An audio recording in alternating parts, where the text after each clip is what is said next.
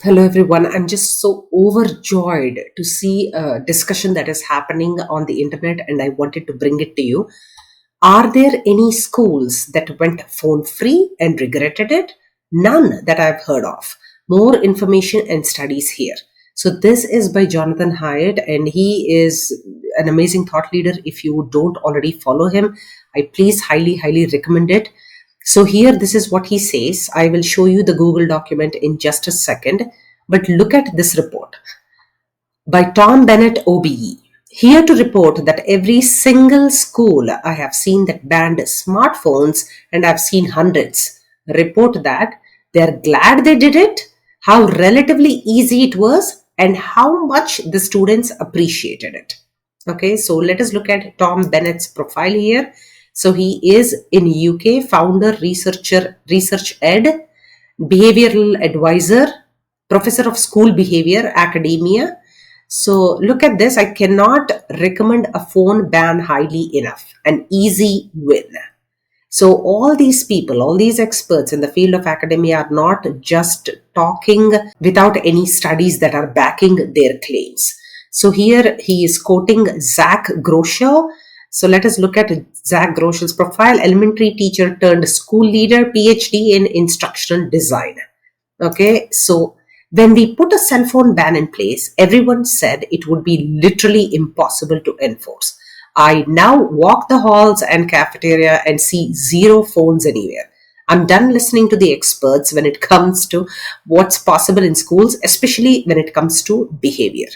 So I will show you the document, but before that, I want to show you what has recently happened in the UK. Okay, unfortunately, I have to quote Daily Mail here, but Daily Mail has been quoted by Protect Young Eyes. So they are a very formidable force here on Instagram, and they're doing a very good job. Please check out their content. Here, Protect Young Eyes says, imagine if you woke up tomorrow and discovered that your state just passed a bill mandating the removal of personal smart devices from the school day. Okay, what is clear is that the United States Congress simply cannot find a way to pass meaningful federal laws that hold tech companies accountable for preventing and detecting digital harm to children. I mean, how many congressional speeches, debates have happened where people have been shipped from California, from the Silicon Valley to talk about how they are going to implement all these great programs to protect our teenagers and children. But if you see, in case you're curious, the most recent significant federal child safety legislation was passed in the US was Children's Online Privacy and Protection Act in 1998, 5 years before MySpace. I mean, it is laughable because we all know how exponentially our digital landscape is changing every single day, every minute. So look at this. On Monday, October 2nd, the UK is telling schools to ban all smartphones during the school day. And look at this. It is because this Gillian Keegan will order schools to outlaw smartphones during lessons and also in breaks in a bid to end disruption and to make it easier to focus. This comes on the heels of the UK passing a sweeping child safety bill 2 weeks ago to address rampant online child abuse material.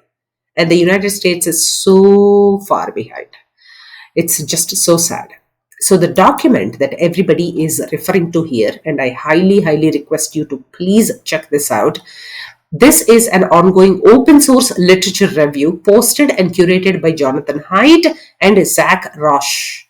Look at this, the kind of content it has. I mean, I'm just, it looks like a live document because I'm reading and it seems to get bigger and bigger every single day. If you see, what does the research say about the effects of phone free schools?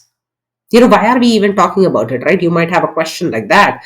What if I have to reach my child? What if my child has diabetes? What if they have to keep checking their glucose monitor using their phone? They get alerts there if they are not feeling well. There are so many, of course, there are exceptions to every rule, but there are so many.